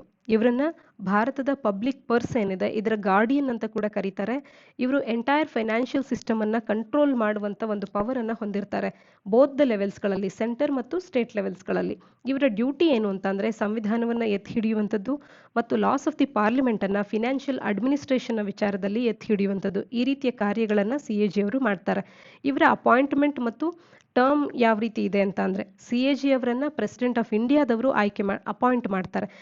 CAG ಅವರನ್ನ ಯಾರು ಅಪಾಯಿಂಟ್ ಮಾಡ್ತಾರೆ ಅನ್ನುವಂಥ ಪ್ರಶ್ನೆಯನ್ನ ನೇರವಾಗಿ ಕೇಳಬಹುದಾಗಿರುತ್ತೆ. ಪ್ರೆಸಿಡೆಂಟ್ ಆಫ್ ಇಂಡಿಯಾದವರು ಅಪಾಯಿಂಟ್ ಮಾಡ್ತಾರೆ. CAG ಅವರ ಕರ್ತವ್ಯಗಳೇನು ಅಂತ ಅಂದ್ರೆ consolidated fund of India, consolidated fund of each state and UT, ಯಾವೆಲ್ಲ ಲೆಜಿಸ್ಲೇಟಿವ್ ಅಸೆಂಬ್ಲೀಸ್ಗಳನ್ನು ಹೊಂದಿರುತ್ತೆ ಇವರ ಅಕೌಂಟ್ಸ್ಗಳನ್ನು ಆಡಿಟ್ ಮಾಡುವಂಥದ್ದು, ಅವರ ಎಲ್ಲ ಎಕ್ಸ್ಪೆಂಡಿಚರ್ಗೆ ಸಂಬಂಧಪಟ್ಟಂಥ ಅಕೌಂಟ್ಸ್ಗಳನ್ನು ಆಡಿಟ್ ಮಾಡುವಂಥ ಕಾರ್ಯವನ್ನು CAG ಮಾಡುತ್ತೆ. ಹಾಗೆಯೇ CAG audits all expenditure from contingency fund of India ಮತ್ತು ಪಬ್ಲಿಕ್ ಅಕೌಂಟ್ಸ್ ಆಫ್ ಇಂಡಿಯಾ. ಈ ಫಂಡ್ಸ್ಗಳಿಂದಲೂ ಕೂಡ ಎಲ್ಲ ಎಕ್ಸ್ಪೆಂಡಿಚರನ್ನು CAG ಅನ್ನುವಂಥದ್ದು ಆಡಿಟ್ ಮಾಡುತ್ತೆ. ಹಾಗೆ CAG ಅನ್ನುವಂಥದ್ದು ಎಲ್ಲ trading, manufacturing, profit and loss accounts ಆಗಿರಬಹುದು, ಬ್ಯಾಲೆನ್ಸ್ ಶೀಟ್ಸ್ ಆಗಿರ್ಬೋದು, ಅಥವಾ ಇನ್ಯಾವುದೇ ಸಬ್ಸಿಡರಿ ಅಕೌಂಟ್ಸ್ಗಳು ಸೆಂಟ್ರಲ್ ಗೌರ್ಮೆಂಟನ್ನು ಯಾವುದೇ ಡಿಪಾರ್ಟ್ಮೆಂಟ್ನ ಬಗ್ಗೆ ಕಾರ್ಯ ಮಾಡುವಂಥ ಸೆಂಟ್ರಲ್ ಮತ್ತು ಸ್ಟೇಟ್ ಗೌರ್ಮೆಂಟಿನ ಯಾವುದೇ ಸಬ್ಸಿಡರಿ ಅಕೌಂಟ್ಸ್ಗಳಾಗಿದ್ರೂ ಕೂಡ ಇವೆಲ್ಲವನ್ನ ಆಡಿಟ್ ಮಾಡುವಂಥ ಕಾರ್ಯವನ್ನು CAG ಹೊಂದಿರುತ್ತೆ. CAG receipts and expenditure of all the bodies ಮತ್ತು ಅಥಾರಿಟೀಸ್ ಸಬ್ಸ್ಟ್ಯಾನ್ಷಿಯಲಿ ಸೆಂಟ್ರಲ್ ಮತ್ತು ಸ್ಟೇಟ್ ಗೌರ್ಮೆಂಟಿನ ರೆವಿನ್ಯೂಸ್ಗಳಿಂದ ಫಿನಾನ್ಸ್ ಆಗಿರ್ತಕ್ಕಂಥ ಯಾವುದೇ ಸಂಸ್ಥೆ ಅಥವಾ ಬಾಡೀಸ್ಗಳು, ಅಥಾರಿಟೀಸ್ಗಳಾಗಿದ್ದರೆ ಅವುಗಳ ರೆಸಿಪ್ಟ್ಸ್ ಅಂಡ್ ಎಕ್ಸ್ಪೆಂಡಿಚರ್ ಅನ್ನು ಕೂಡ CAG ಅನ್ನುವಂಥದ್ದು ಆಡಿಟ್ ಮಾಡುತ್ತೆ. ಒಟ್ಟಾರೆಯಾಗಿ ಕಂಟ್ರೋಲರ್ ಅಂಡ್ ಆಡಿಟರ್ ಜನರಲ್ ಅವರು ಒಬ್ಬ ಗೈಡ್ ಆಗಿ, ಫ್ರೆಂಡ್ ಆಗಿ, ಫಿಲಾಸಫರ್ ಆಗಿ public accounts committee of the ಪಾರ್ಲಿಮೆಂಟ್ಗೆ ಕಾರ್ಯ ಮಾಡುವಂಥದ್ದು. ಪಬ್ಲಿಕ್ ಅಕೌಂಟ್ಸ್ ಕಮಿಟಿ ಅಂದಾಕ್ಷಣ ಅದಕ್ಕೆ ನೆರವಾಗುವಂಥವ್ರು ಯಾರು ಅಂದಾಗ CAG ಅನ್ನುವಂಥದ್ದು ನಮಗೆ ನೆನಪಾಗಬೇಕಾಗತ್ತೆ. CAG ಅವರು 3 ಆಡಿಟ್ ರಿಪೋರ್ಟ್ಸ್ಗಳನ್ನು ಪ್ರೆಸಿಡೆಂಟ್ ಅವರಿಗೆ ಸಬ್ಮಿಟ್ ಮಾಡ್ತಾರೆ. ಆ 3 ಆಡಿಟ್ ರಿಪೋರ್ಟ್ಸ್ಗಳು ಯಾವುವು ಅನ್ನುವಂಥದ್ದನ್ನು ತಪ್ಪದೇ ಕಮೆಂಟ್ ಸೆಕ್ಷನಲ್ಲಿ ಕಮೆಂಟ್ ಮಾಡಿ ತಿಳಿಸಿ. ಮುಂದಿನ article Afghanistan US diplomats meets NSA ಅನ್ನುವಂಥದ್ದು. ಭಾರತದ ನ್ಯಾಷನಲ್ ಸೆಕ್ಯೂರಿಟಿ ಅಡ್ವೈಸರ್ ಅನ್ನ US ಡಿಪ್ಲೊಮ್ಯಾಟ್ ಆಗಿರುವಂಥ ಥಾಮಸ್ ವೆಸ್ಟ್ ಅವರು ಮೀಟ್ ಮಾಡಿದ್ದಾರೆ ಅಫ್ಘಾನಿಸ್ತಾನದ ಇಶ್ಯೂದ ವಿಚಾರದಲ್ಲಿ. ಅದನ್ನು ಆರ್ಟಿಕಲ್ ನಮಗೆ ತಿಳಿಸ್ತಾ ಇದೆ. ಇಲ್ಲಿ ಹ್ಯುಮ್ಯಾನಿಟೇರಿಯನ್ ಕ್ರೈಸಿಸ್ ಅನ್ನುವಂಥದ್ದು on top of the agenda ಇದೆ. ಎಲ್ಲ ವಿಚಾರಗಳಿಗೆ ಹೋಲಿಕೆ ಮಾಡಿದಾಗ ಇಲ್ಲಿ ಮುಖ್ಯವಾಗಿ ಹ್ಯುಮ್ಯಾನಿಟೇರಿಯನ್ ಕ್ರೈಸಿಸ್ ಅನ್ನು ಅಡ್ರೆಸ್ ಮಾಡುವಂಥದ್ದು ಇಂಪಾರ್ಟೆಂಟ್ ಆಗ್ತಾ ಇದೆ. ಹಾಗೆಯೇ ಅಫ್ಘಾನ್ಸ್ಗಳನ್ನು ದೇಶದಿಂದ ಹೊರಗೆ ಅವರನ್ನು ಟ್ರಾವೆಲ್ ಮಾಡೋದಕ್ಕೆ ಫೆಸಿಲಿಟೇಟ್ ಮಾಡುವಂಥದ್ದು ಕೂಡ ಇಲ್ಲಿ ಮುಖ್ಯವಾದಂಥ ಒಂದು ವಿಚಾರ ಆಗಿತ್ತು ಮಾತುಕತೆಯ ಸಂದರ್ಭದಲ್ಲಿ. ಹಾಗೆಯೇ ಡೆಲ್ಲಿ ಡಿಕ್ಲರೇಷನ್ನ ಬಗ್ಗೆ ಕೂಡ ಇಲ್ಲಿ ಮಾತನಾಡಲಾಗ್ತಾ ಇದೆ. ರಷ್ಯಾ ಮತ್ತು 5 ಸೆಂಟ್ರಲ್ ಏಷ್ಯನ್ ಸ್ಟೇಟ್ಸ್ಗಳು ಇಲ್ಲಿ ಡೆಲ್ಲಿ ಡಿಕ್ಲರೇಷನ್ಸ್ಗಳ ಔಟ್ಕಮ್ಸ್ಗಳ ಬಗ್ಗೆ ಮಾತನಾಡಿದ್ದಾರೆ. ಹಾಗೆ ಇಂಡಿಯಾ ಅನ್ನುವಂಥದ್ದು ತನ್ನ ಅಟೆನ್ಷನನ್ನು ಅಫ್ಘಾನಿಸ್ತಾನಗೆ ಅನ್ಹಿಂಡರ್ಡ್ ಆಕ್ಸೆಸ್ ಅನ್ನು ನೀಡೋದ್ರ ಬಗ್ಗೆ, ಅದರ ನೀಡ್ನ ಬಗ್ಗೆ ಇಂಡಿಯಾ ಅನ್ನುವಂಥದ್ದು ಇಲ್ಲಿ ಮಾತನಾಡಿದೆ, ಅದರ ಅಟೆನ್ಷನ್ ಅನ್ನು ತೋರಿಸಿದೆ. ಹಾಗೆ ಆ ಒಂದು ಕಂಟ್ರಿಗೆ 50,000 ಟನ್ಸ್ಗಳಷ್ಟು ವೀಟನ್ನು ಮತ್ತು ಮೆಡಿಸಿನ್ಸ್ಗಳನ್ನು ಪಾಕಿಸ್ತಾನದ ಮುಖಾಂತರವಾಗಿ ತಲುಪಿಸುವುದ್ರ ಬಗ್ಗೆ, ಪ್ರೊವೈಡ್ ಮಾಡೋದ್ರ ಬಗ್ಗೆ ಕೂಡ ಇಲ್ಲಿ ಮಾತನಾಡಿದೆ. ಪಾಕಿಸ್ತಾನದ ಪ್ರೈಮ್ ಮಿನಿಸ್ಟರ್ ಅವರು ಕೂಡ ಈ ಒಂದು ಪ್ರಪೋಸಲ್ ಅನ್ನ ಕನ್ಸಿಡರ್ ಮಾಡೋದ್ರ ಬಗ್ಗೆ ಪ್ರಾಮಿಸ್ ಮಾಡಿರ್ತಕ್ಕಂಥದ್ದು. ಆದರೆ ಇದ್ರ ಬಗ್ಗೆ ಯಾವುದೇ ಒಂದು ಅಫಿಷಿಯಲ್ ಇದುವರೆಗೂ ಪಾಕಿಸ್ತಾನ ಮಾಡಿಲ್ಲದೆ ಇರತಕ್ಕಂಥದ್ದು. US-ನ ಎನ್ವಾಯ್ ಆಗಿರುವಂಥ ಥಾಮಸ್ ವೆಸ್ಟ್ ಅವರು US ಇಂಟರ್ ಏಜೆನ್ಸಿ ಡೈಲಾಗ್ ಅನ್ನ ತಾಲಿಬಾನ್ ರೆಪ್ರೆಸೆಂಟೇಟಿವ್ಸ್ಗಳೊಟ್ಟಿಗೆ ಆದಷ್ಟು ಶೀಘ್ರದಲ್ಲಿ ನಡೆಸಲಿದ್ದಾರೆ, ಅದರ ಭಾಗವಾಗಲಿದ್ದಾರೆ ಅನ್ನುವಂಥದ್ದನ್ನ ಈ ಆರ್ಟಿಕಲ್ ನಮಗೆ ತಿಳಿಸ್ತಾ ಇದೆ. Article supreme court gives 3 weeks to government to frame policy on community kitchens. Community ಕಿಚನ್ಸ್ಗಳ ಮೇಲೆ ಪಾಲಿಸಿಯನ್ನು ಫ್ರೇಮ್ ಮಾಡೋದಕ್ಕೆ ಸುಪ್ರೀಂ ಕೋರ್ಟ್ ಅನ್ನುವಂಥದ್ದು ಕೇಂದ್ರ ಸರ್ಕಾರಕ್ಕೆ 3 ವಾರಗಳ ಗಡುವನ್ನು ನೀಡಿರುವಂಥದ್ದನ್ನು ಆರ್ಟಿಕಲ್ ನಮಗೆ ತಿಳಿಸ್ತಾ ಇದೆ. ಸುಪ್ರೀಂ ಕೋರ್ಟ್ ಅನ್ನುವಂಥದ್ದು ಕೇಂದ್ರ ಸರ್ಕಾರವನ್ನು ಕ್ವೆಶ್ಚನ್ ಮಾಡ್ತಾ ಇದೆ, ಕಮ್ಯುನಿಟಿ ಕಿಚನ್ಸ್ಗಳನ್ನು ನಡೆಸೋದಕ್ಕೆ ಕಮಿಟ್ಮೆಂಟನ್ನು ತೋರಿಸುವಂಥ ಕಾರ್ಯವನ್ನು ಯಾತಕ್ಕೆ ಮಾಡ್ತಾ ಇಲ್ಲ ಅಂತ ಹೇಳಿ. ಯಾವುದೇ ಒಂದು ರಾಷ್ಟ್ರದಲ್ಲಿ ಹಂಗರನ್ನು ಮೊದಲಿಗೆ ಹೊಡೆದೋಡಿಸ್ಬೇಕು. ಭಾರತದ ಗ್ಲೋಬಲ್ ಹಂಗರ್ ಇಂಡೆಕ್ಸ್ನಲ್ಲಿ ಭಾರತದ ರ್ಯಾಂಕ್ ಅನ್ನುವಂಥದ್ದು ಬಹಳಷ್ಟು ಕೆಳಮಟ್ಟದಲ್ಲಿದೆ. ಅದು ಎಷ್ಟನೇ ರ್ಯಾಂಕನ್ನು ಹೊಂದಿದೆ ಅನ್ನುವಂಥದ್ದನ್ನು ತಪ್ಪದೇ ಕಮೆಂಟ್ ಸೆಕ್ಷನಲ್ಲಿ ಕಮೆಂಟ್ ಮಾಡಿ ತಿಳಿಸಿ. ಯಾಕೆ ಅಂತಂದರೆ ಇದು ಸಾಕಷ್ಟು ಸುದ್ದಿಯಲ್ಲಿತ್ತು ಈ ಇಂಡೆಕ್ಸ್ ಬಂದಂಥ ಸಂದರ್ಭದಲ್ಲಿ. ಗ್ಲೋಬಲ್ ಹಂಗರ್ ಇಂಡೆಕ್ಸ್ ಅನ್ನೋದರಲ್ಲಿ ಭಾರತದ ಸ್ಥಾನ ಎಷ್ಟು ಅನ್ನುವಂಥದ್ದನ್ನು ತಪ್ಪದೇ ಕಮೆಂಟ್ ಸೆಕ್ಷನಲ್ಲಿ ಕಮೆಂಟ್ ಮಾಡಿ ತಿಳಿಸಿ. ಈ ರೀತಿಯ ಹಂಗರನ್ನು ನಿಲ್ಲಿಸಬೇಕು ಅಂತ ಅಂದರೆ, ಭಾರತದ ಯಾವುದೇ ಮಂದಿ ಸ್ಟಾರ್ವ್ ಮಾಡಬಾರ್ದು ಅಂತ ಅಂದರೆ, ಹಸುವಿನಿಂದ ಬಳಲಬಾರ್ದು ಅಂತ ಅಂದರೆ, ಮತ್ತು ಒಂದು ವೆಲ್ಫೇರ್ ಸ್ಟೇಟಿನ ಮೊದಲ ಕಾರ್ಯ ಏನಾಗಿರಬೇಕು ಅಂತ ಅಂದರೆ, ಯಾವುದೇ ಒಬ್ಬ ವ್ಯಕ್ತಿ ಆ ದೇಶದಲ್ಲಿ ಹಸುವಿನಿಂದ ಬಳಲಬಾರ್ದು, ಅದು ಮುಖ್ಯವಾದಂಥ ಕಾರ್ಯ ಆಗಿರುತ್ತೆ. ಎವ್ರಿ ವೆಲ್ಫೇರ್ ಸ್ಟೇಟಿನ ಫಸ್ಟ್ ರೆಸ್ಪಾನ್ಸಿಬಿಲಿಟಿ ಅಂತ ಅಂದರೆ ತನ್ನ ಜನಗಳಿಗೆ ಆಹಾರವನ್ನು ನೀಡುವಂಥದ್ದು ಅಂತ ಹೇಳಿ CJ ರಮಣ ಅವರು ಕೂಡ ಇಲ್ಲಿ ತಿಳಿಸ್ತಾ ಇರ್ತಕ್ಕಂಥದ್ದು. ಕಮ್ಯುನಿಟಿ ಕಿಚನ್ಸ್ಗಳ ಬಗ್ಗೆ ಸ್ಪಷ್ಟವಾದಂಥ ಮಾಹಿತಿ ಅನ್ನುವಂಥದ್ದು ಇಲ್ಲ, ಸರಿಯಾದ ರೀತಿಯಲ್ಲಿ ಡೀಟೇಲ್ಸ್ಗಳು ಸಿಗ್ತಾ ಇಲ್ಲ. ಹಾಗಾಗಿ ನ್ಯಾಷನಲ್ ಪಾಲಿಸಿಯನ್ನು ಕಮ್ಯುನಿಟಿ ಕಿಚನ್ಸ್ಗಳನ್ನು ರನ್ ಮಾಡೋ ವಿಚಾರದಲ್ಲಿ ಒಂದು ನ್ಯಾಷನಲ್ ಪಾಲಿಸಿಯನ್ನು ಫ್ರೇಮ್ ಮಾಡಿ ಅದರ ಒಂದು ಪ್ರೋಗ್ರೆಸ್ಸನ್ನು 3 ವಾರಗಳ ಒಳಗಾಗಿ ಗೌರ್ಮೆಂಟ್ ಅನ್ನುವಂಥದ್ದು ಸುಪ್ರೀಂ ಕೋರ್ಟಿಗೆ ಮಾಹಿತಿಯನ್ನು ತಿಳಿಸಬೇಕು ಅಂತ ಹೇಳಿ ಇಲ್ಲಿ ತಿಳಿಸ್ತಾ ಇರ್ತಕ್ಕಂಥದ್ದು. ಮುಂದಿನ article, CBI is an autonomous body, centre tells supreme court ಅನ್ನುವಂಥದ್ದು. CBI ಒಂದು ಸ್ವಾಯತ್ತ ಸಂಸ್ಥೆ ಅಂತ ಹೇಳಿ ಕೇಂದ್ರ ಸರ್ಕಾರದವರು ಸರ್ವೋಚ್ಚ ನ್ಯಾಯಾಲಯಕ್ಕೆ ತಿಳಿಸ್ತಾ ಇದ್ದಾರೆ. ಇದನ್ನು GS ಪೇಪರ್ 2ನ ಅಡಿಯಲ್ಲಿ ಇಂಪಾರ್ಟೆಂಟ್ ಆರ್ಗನೈಸೇಷನ್ಸ್ ಅನ್ನುವಂಥ ಸಿಲೆಬಸ್ನ ಅಡಿಯಲ್ಲಿ ಓದ್ಕೊಳ್ಬೋದಾಗುತ್ತೆ. ಇಲ್ಲಿ ವೆಸ್ಟ್ ಬೆಂಗಾಲ್ ಅನ್ನುವಂಥದ್ದು ಒಂದು ಕೇಸನ್ನು ಫೈಲ್ ಮಾಡಿದೆ ಸುಪ್ರೀಂ ಕೋರ್ಟ್ನ ಬಳಿ. ಇದರಲ್ಲಿ ಗೌರ್ಮೆಂಟ್ ಆಫ್ ಇಂಡಿಯಾವನ್ನು ಒಂದು ಪಾರ್ಟಿಯನ್ನಾಗಿ ಮಾಡಿದೆ CBIನ ಬದಲಾಗಿ. ಹಾಗಾಗಿ CBI ಅನ್ನುವಂಥದ್ದು ಒಂದು ಸ್ವಾಯತ್ತ ಸಂಸ್ಥೆ, ಅದು ನಮ್ಮ ಅಡಿಯಲ್ಲಿ ಕಾರ್ಯ ಮಾಡೋದಿಲ್ಲ ಅಂತ ಹೇಳಿ ಗೌರ್ಮೆಂಟ್ ಆಫ್ ಇಂಡಿಯಾ ಅನ್ನುವಂಥದ್ದು ರೆಸ್ಪಾಂಡ್ ಮಾಡ್ತಾ ಇದೆ. ವೆಸ್ಟ್ ಬೆಂಗಾಲ್ ಅನ್ನುವಂಥದ್ದು CBIಗೆ ನೀಡಿದಂಥ ಜನರಲ್ ಕನ್ಸಲ್ಟನ್ನು 2018ರಲ್ಲೇ ವಾಪಸ್ ಪಡೆದಿತ್ತು. ಹಾಗಿದ್ದು ಕೂಡ CBI ಅನ್ನುವಂಥದ್ದು FIRಸ್ಗಳನ್ನು ರಿಜಿಸ್ಟರ್ ಮಾಡುವಂಥದ್ದು ಮತ್ತು ಇನ್ನಷ್ಟು ಕಾರ್ಯಗಳನ್ನು ಏನು ಈ ಸ್ಟೇಟ್ನಲ್ಲಿ ಮಾಡಿದೆ, ಇದರ ಒಂದು ವಿಚಾರಣೆಗೆ ಸಂಬಂಧಪಟ್ಟಂತೆ CBIನ ವಿರುದ್ಧವಾಗಿ ವೆಸ್ಟ್ ಬೆಂಗಾಲ್ ಅನ್ನುವಂಥದ್ದು ಒಂದು ಕೇಸನ್ನು ಚಾಲೆಂಜ್ ಮಾಡಿದೆ ಕೋರ್ಟ್ನಲ್ಲಿ. ಆದರೆ ಇಲ್ಲಿ CBIಯನ್ನು ಒಂದು ಪಾರ್ಟಿಯನ್ನಾಗಿ ಮಾಡದೆ ಕೇಂದ್ರ ಸರ್ಕಾರವನ್ನು ಒಂದು ಪಾರ್ಟಿಯನ್ನಾಗಿ ಮಾಡಿದೆ. ಹಾಗಾಗಿ ಕೇಂದ್ರ ಸರ್ಕಾರ ತಿಳಿಸ್ತಾ ಇದೆ CBI ಅನ್ನುವಂಥದ್ದು ಒಂದು ಸ್ವಾಯತ್ತ ಸಂಸ್ಥೆ, ನಮ್ಮ ಅಡಿಯಲ್ಲಿ ಈ ಸಂಸ್ಥೆ ಅನ್ನುವಂಥದ್ದು ಕಾರ್ಯ ಮಾಡೋದಿಲ್ಲ ಅಂತ ಹೇಳಿ. ಇಲ್ಲಿ ಕೇಂದ್ರ ಸರ್ಕಾರದ ಅಬ್ಸರ್ವೇಷನ್ಸ್ಗಳೇನು ಅಂತ ಅಂದರೆ, CBI ಅನ್ನುವಂಥದ್ದು Delhi special police establishment act DSPE ಈ ಆ್ಯಕ್ಟ್ನ ಅಡಿಯಲ್ಲಿ ಕಾರ್ಯ ಮಾಡುವಂಥ ಒಂದು ಸಂಸ್ಥೆ ಆಗಿದೆ. ಹಾಗೆಯೇ ಇದರ ಒಂದು ಅಥಾರಿಟಿಯನ್ನು ಸೇಮ್ ಲಾನ ಅಡಿಯಲ್ಲಿ ಯಾವುದೇ ಒಂದು ಕೇಸಸ್ಗಳನ್ನು ರಿಜಿಸ್ಟರ್ ಮಾಡುವಂಥ ಇದರ ಒಂದು ಅಥಾರಿಟಿಯನ್ನು ಈ DSPE Delhi special police establishment ಆ್ಯಕ್ಟ್ನ ಅಡಿಯಿಂದಲೇ ಇದು ಡಿರೈವ್ ಮಾಡಿಕೊಳ್ಳುತ್ತೆ. ಯೂನಿಯನ್ ಆಫ್ ಇಂಡಿಯಾಗೂ ಮತ್ತು CBIಗೂ ಯಾವುದೇ ರೀತಿಯ ಸಂಬಂಧಗಳಿಲ್ಲ ಅನ್ನುವಂಥದ್ದನ್ನು ತಿಳಿಸ್ತಾ ಇರ್ತಕ್ಕಂಥದ್ದು.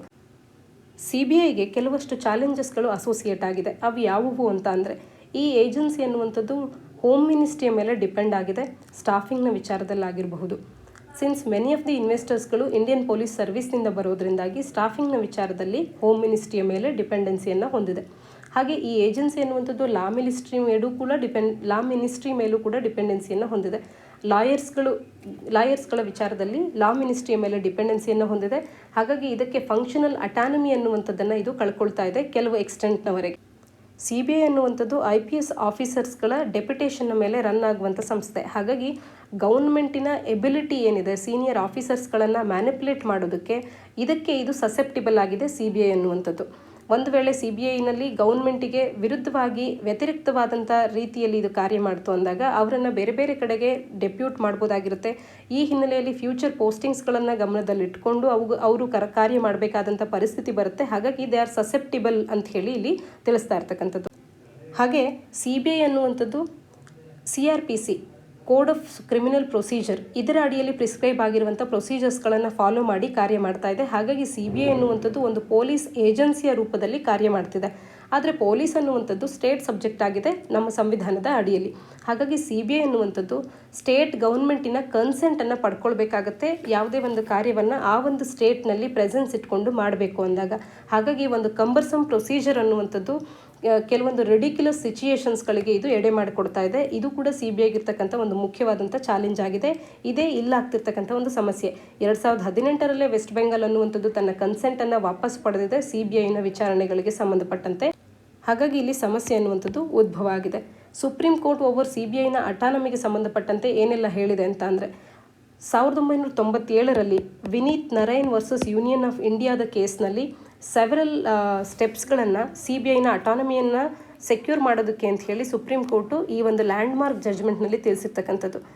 ಇದನ್ನು ಯಾಕೆ ಕೇಜ್ಡ್ ಪ್ಯಾರೆಟ್ ಅಂತ ಹೇಳಿ ಸುಪ್ರೀಂ ಕೋರ್ಟ್ ಇಲ್ಲಿ ಗುರುತಿಸುತ್ತೆ ಅಂತ ಅಂದರೆ, ಇಲ್ಲಿ CBI ಅನ್ನುವಂಥದ್ದು ಸೆಂಟ್ರಲ್ ಬ್ಯೂರೋ ಆಫ್ ಇನ್ವೆಸ್ಟಿಗೇಷನ್ ಅದು ಪೊಲಿಟಿಸೈಸೇಷನ್ಗೆ ಒಳಗಾಗಿದೆ. ಸಾಕಷ್ಟು ಪ್ರೋಗ್ರೆಸ್ಗೆ ಅಂತ ಹೇಳಿ ವರ್ಷಗಳಿಂದಲೂ ಕಾರ್ಯ ಮಾಡ್ತಿದ್ರು ಕೂಡ ಇದು ಪೊಲಿಟಿಸೈಸೇಷನ್ಗೆ ಒಳಗಾಗಿರೋದ್ರಿಂದ ಇದನ್ನು ಕೇಜ್ಡ್ ಪ್ಯಾರೆಟ್ ಅಂತ ಹೇಳಿ ಸುಪ್ರೀಂ ಕೋರ್ಟೇ ಕರೆದಿರ್ತಕ್ಕಂಥದ್ದು. ಹಾಗೆಯೇ ಭ್ರಷ್ಟಾಚಾರ ಮತ್ತು ರಾಜಕೀಯವಾದಂಥ ಬಯಾಸನ್ನು ಈ ಒಂದು CBI ಅನ್ನುವಂಥದ್ದು ಹೊಂದಿದೆ ಅನ್ನುವಂಥ ಕ್ರಿಟಿಸಿಸಮ್ ಕೂಡ ಇದ್ರ ಮೇಲೆ ಇರುವಂಥದ್ದು. ಪವರ್ನಲ್ಲಿರ್ತಕ್ಕಂಥ ಪಾರ್ಟಿಗೆ ಬದ್ಧವಾಗಿ ಈ ಸಂಸ್ಥೆ ಕಾರ್ಯ ಮಾಡುತ್ತೆ ಅಂತ ಕೂಡ ಇದನ್ನು ಅಕ್ಯೂಸ್ ಮಾಡಲಾಗುತ್ತೆ. CBI ಅನ್ನುವಂಥದ್ದು ಸೆಂಟ್ರಲ್ ಪೊಲೀಸ್ ಅಫಿಷಿಯಲ್ಸ್ಗಳಿಂದ ರನ್ ಆಗೋದ್ರಿಂದ, ಅವರ ಡೆಪ್ಯುಟೇಷನ್ನ ಆಧಾರದ ಮೇಲೆ ರನ್ ಆಗೋದ್ರಿಂದ ಆ ಗೌರ್ಮೆಂಟ್ನಿಂದ ಇದು ಹೆಚ್ಚಿನದಾಗಿ ಇನ್ಫ್ಲೂಯೆನ್ಸ್ ಆಗುತ್ತೆ ಅನ್ನುವಂಥದ್ದು. ಈ ರೀತಿಯಾಗಿ CBIನ ಮೇಲೆ ಕೆಲವು ಅಪವಾದಗಳು ಕೂಡ ಇದೆ. ಇದು ಗೌರ್ಮೆಂಟ್ಗೆ ತಕ್ಕಂತೆ ಕಾರ್ಯ ಮಾಡುತ್ತೆ, ಒಂದು ಕೇಜ್ಡ್ ಪ್ಯಾರೆಟ್ ಆಗಿ ಕಾರ್ಯ ಮಾಡ್ತಿದೆ ಅಂತ ಹೇಳಿ. ಹಾಗಾಗಿ CBIಗೆ ಕೆಲವಷ್ಟು ಇನ್ಸ್ಟಿಟ್ಯೂಷನಲ್ ರಿಫಾರ್ಮ್ಸ್ಗಳ ಅವಶ್ಯಕತೆ ಕೂಡ ಇದೆ. CBI ಅನ್ನುವಂಥದ್ದು ಒಂದು ಫಾರ್ಮಲ್ ಮಾಡರ್ನ್ ಲೀಗಲ್ ಫ್ರೇಮ್ವರ್ಕ್ನ ಅಡಿಯಲ್ಲಿ CBI ಅನ್ನುವಂಥದ್ದು ಆಪರೇಟ್ ಆಗಬೇಕಾಗುತ್ತೆ. 2007ರಲ್ಲಿ ಸೆಕೆಂಡ್ ಅಡ್ಮಿನಿಸ್ಟ್ರೇಟಿವ್ ರಿಫಾರ್ಮ್ಸ್ ಕಮಿಷನ್ ಅನ್ನುವಂಥದ್ದು ನ್ಯೂ ಲಾ ಅನ್ನುವಂಥದ್ದು ಎನ್ಯಾಕ್ಟ್ ಆಗಬೇಕು, CBIನ ಯಾವ ರೀತಿಯಾಗಿ ವರ್ಕ್ ಆಗಬೇಕು ಅಥವಾ ಗವರ್ನ್ ಮಾಡಬೇಕು ಅನ್ನೋದ್ರ ಬಗ್ಗೆ ಅಂತ ಹೇಳಿ ಕೂಡ ಈ ಸೆಕೆಂಡ್ ಅಡ್ಮಿನಿಸ್ಟ್ರೇಟಿವ್ ರಿಫಾರ್ಮ್ಸ್ ಕಮಿಷನ್ ಅನ್ನುವಂಥದ್ದು ತಿಳಿಸಿತ್ತು, ಸಜೆಸ್ಟ್ ಮಾಡಿತ್ತು. ಹಾಗೆ ಪಾರ್ಲಿಮೆಂಟ್ರಿ ಸ್ಟ್ಯಾಂಡಿಂಗ್ ಕಮಿಟಿ ಅನ್ನುವಂಥದ್ದು 2007ರಲ್ಲಿ ಒಂದು ಸಪ್ರೇಟ್ ಆ್ಯಕ್ಟ್ ಅನ್ನುವಂಥದ್ದು ಪ್ರಮಲ್ಗೇಟ್ ಆಗಬೇಕು. ಯಾಕೆ ಅಂತಂದರೆ ಈ CBI ಅನ್ನುವಂಥ ಸಂಸ್ಥೆಯ ಕ್ರೆಡಿಬಿಲಿಟಿ ಮತ್ತು ಇಂಪಾರ್ಷಿಯಲಿಟಿಯನ್ನು ಎನ್ಶೂರ್ ಮಾಡಬೇಕು ಅಂತಂದರೆ ಹೊಸದೊಂದು ಲಾ ಅಥವಾ ಆ್ಯಕ್ಟ್ ಅನ್ನುವಂಥದ್ದು ನಮಗೆ ಅವಶ್ಯಕತೆ ಇದೆ ಅಂತ ಹೇಳಿ ಪಾರ್ಲಿಮೆಂಟ್ರಿ ಸ್ಟ್ಯಾಂಡಿಂಗ್ ಕಮಿಟಿ ಕೂಡ 2007ರಲ್ಲಿ ತಿಳಿಸಿತ್ತು. 19ನೇ ಮತ್ತು 24ನೇ ಪಾರ್ಲಿಮೆಂಟ್ರಿ ಸ್ಟ್ಯಾಂಡಿಂಗ್ ಕಮಿಟಿಯ ರಿಪೋರ್ಟ್ಸ್ಗಳು ಕೂಡ ನೀಡ್ ಆಫ್ ದಿ ಹವರ್ ಆಗಿದೆ CBIಯನ್ನು ಸ್ಟ್ರೆಂಥನ್ ಮಾಡುವಂಥದ್ದು. ಇದಕ್ಕೆ ಒಂದು ಲೀಗಲ್ ಮ್ಯಾಂಡೇಟನ್ನು, ಅದರ ಇನ್ಫ್ರಾಸ್ಟ್ರಕ್ಚರನ್ನು, ರಿಸೋರ್ಸಸ್ಗಳನ್ನು ನೀಡಬೇಕು ಅಂತ ಹೇಳಿ ಈ ಸ್ಟ್ಯಾಂಡಿಂಗ್ ಕಮಿಟೀಸ್ಗಳು ಕೂಡ 2007 ಮತ್ತು 8ರಲ್ಲಿ ತಿಳಿಸಿದ್ವು. ಗೌರ್ಮೆಂಟ್ ಅನ್ನುವಂಥದ್ದು CBIಗೆ ಫಿನಾನ್ಷಿಯಲ್ ಅಟಾನಮಿಯನ್ನು ನೀಡಬೇಕು ಅನ್ನುವಂಥದ್ದು ಕೂಡ ಒಂದು ಮುಖ್ಯವಾದಂಥ ಸಜೆಷನ್ ಆಗಿತ್ತು. ಎಲ್ಲವುಗಳನ್ನು ಜಾರಿಗೆ ತರುವಂಥ ಅವಶ್ಯಕತೆ ಸಾಕಷ್ಟು ಇಂಪಾರ್ಟೆಂಟ್ ಆಗಿ ಇದೆ CBIಗೆ. ಹಾಗೆ CBI ಮತ್ತು EDಯ ಮುಖ್ಯಸ್ಥರ ಒಂದು ಅವಧಿಯನ್ನು 2 ವರ್ಷಗಳಿಂದ 5 ವರ್ಷಕ್ಕೆ ಎಕ್ಸ್ಟೆಂಡ್ ಮಾಡೋದ್ರ ಬಗ್ಗೆ ಕೂಡ ಈಗ ಸಾಕಷ್ಟು ಚರ್ಚೆ ಎನ್ನುವಂಥದ್ದು ನಡೀತಾ ಇದೆ. ಇಲ್ಲಿ ಇದಕ್ಕೆ ಸಂಬಂಧಪಟ್ಟಂತೆ ಒಂದು ಎಡಿಟೋರಿಯಲನ್ನು ಕೂಡ ನಾವು ಕಾಣಬಹುದು, ಲಾಂಗರ್ ಟರ್ಮ್ ಬೆಟರ್ ಇಂಪ್ಯಾಕ್ಟ್ ಅಂತ ಹೇಳಿ. ಅಂದರೆ ಇಲ್ಲಿನ ಲೇಖಕರು ಹೆಚ್ಚಿನ ಅವಧಿಯನ್ನು ನೀಡಿದಾಗ ಅದು ಬೆಟರ್ ಇಂಪ್ಯಾಕ್ಟನ್ನು ಹೊಂದಿರುತ್ತೆ ಅಂತ ಹೇಳಿ ಈ ಎಕ್ಸ್ಟೆನ್ಷನ್ಗೆ ಪರವಾಗಿ ಮಾತನಾಡ್ತಾ ಇದ್ದಾರೆ. ಯಾತಕ್ಕೆ ಇದನ್ನು ನಾನು ಇಲ್ಲಿ ಉದಾಹರಣೆಯಾಗಿ ನೀಡ್ತಿದ್ದೇನೆ ಅಂದರೆ, ನಿನ್ನೆಯೂ ಕೂಡ ಇದರ ಬಗ್ಗೆ ಒಂದು ಎಡಿಟೋರಿಯಲ್ ಬಂದಿತ್ತು. ಅಲ್ಲಿನ ಲೇಖಕರು 5 ವರ್ಷಕ್ಕೆ ಅವಧಿಯನ್ನು ವಿಸ್ತರಣೆ ಮಾಡೋದು ಬೇಡ ಅಂತ ಹೇಳಿ ಮಾತನಾಡಿದರು. ಈ ರೀತಿಯ ಎಡಿಟೋರಿಯಲ್ಸ್ಗಳು ಲೇಖಕರ ಅಭಿಪ್ರಾಯ ಆಗಿರುತ್ತೆ ಹೊರತು ಅದೇ ಸರಿ ಅಂತಲ್ಲ. ಹಾಗಾಗಿ ಇದರ ಪಾಸಿಟಿವ್ಸ್ ಮತ್ತು ನೆಗೆಟಿವ್ಸ್ ಎರಡನ್ನೂ ಕೂಡ ನಾವು ನೋಡಿ ಇದರ ಬಗ್ಗೆ ಕೂಲಂಕುಷವಾಗಿ ಅಧ್ಯಯನ ಮಾಡಿ ನಮ್ಮದೇ ಒಂದು ಸ್ಟ್ಯಾಂಡನ್ನು ನಾವು ತಗೊಳ್ಬೇಕಾಗತ್ತೆ ಮತ್ತು ಅದಕ್ಕೆ ಬೇಕಾಗುವಂಥ ಎನಫ್ ಪ್ರೂಫ್ಸ್ಗಳನ್ನು ನಾವು ಹೊಂದಿರಬೇಕಾಗತ್ತೆ. ಒಂದು ವೇಳೆ ಇಂಟರ್ವ್ಯೂನಲ್ಲಿ ಈ ರೀತಿಯ ಪ್ರಶ್ನೆಗಳು ಬಂದರೆ ಆಗ ನೀವು ನೀವು ಉತ್ತರ ನೀಡುವಾಗ ನಿಮ್ಮದೇ ಆದಂಥ ಒಂದು ಐಡಿಯಾಸ್ಗಳನ್ನು, ಪಾಯಿಂಟ್ಸ್ಗಳನ್ನು ಹೊಂದಿರಬೇಕು. ನೀವು ನೀಡ್ತಿರ್ತಕ್ಕಂಥ ಉತ್ತರಕ್ಕೆ ಅದು ಸಮಂಜಸವಾಗಿ ಇರುವಂತೆ ಅದನ್ನು ಪ್ರೂವ್ ಮಾಡೋದಕ್ಕೆ ಬೇಕಾಗುವಂಥ ಪಾಯಿಂಟ್ಸ್ಗಳು ನಿಮ್ಮ ಬಳಿ ಇರಬೇಕಾಗತ್ತೆ. ಒಂದು ವೇಳೆ GS ಮೈನ್ಸ್ನಲ್ಲಿ ಇದರ ಪ್ರಶ್ನೆಗಳು ಬಂದಾಗ 2 ರೀತಿಯ ಎಡಿಟೋರಿಯಲ್ಸ್ಗಳನ್ನು ನೀವು ಓದಿರ್ತೀರ, 2 ರೀತಿಯ ಅಂಶಗಳು ನಿಮಗೆ ತಿಳಿದಿರುತ್ತೆ. ಆಗ ನೀವು ಒಂದು ಸ್ಪಷ್ಟವಾದಂಥ ನಿರ್ಧಾರಗಳನ್ನು ತಗೊಳ್ಬಹುದು. ಇದನ್ನು ಕ್ರಿಟಿಸೈಸ್ ಕೂಡ ಮಾಡ್ಬೋದಾಗಿರುತ್ತೆ ಅಥವಾ ನಿಮ್ಮ ಒಪಿನಿಯನ್ ಏನಿರುತ್ತೆ ಅದನ್ನು ನೀವು ಜಸ್ಟಿಫೈ ಕೂಡ ಮಾಡ್ಕೊಳ್ಬೋದಾಗಿರುತ್ತೆ. ಇದಿಷ್ಟು ಇಂದಿನ ಸುದ್ದಿ ವಿಶ್ಲೇಷಣೆಯಾಗಿದೆ. ತಪ್ಪದೆ ನಮ್ಮೆಲ್ಲ ಪ್ರಶ್ನೆಗಳಿಗೆ ಕಮೆಂಟ್ ಸೆಕ್ಷನಲ್ಲಿ ಸರಿಯಾದ ಉತ್ತರಗಳನ್ನು ತಿಳಿಸಿ. ನಾಳಿನ ಸುದ್ದಿ ವಿಶ್ಲೇಷಣೆಯೊಂದಿಗೆ ಮತ್ತೆ ಸಿಗೋಣ. ಧನ್ಯವಾದ.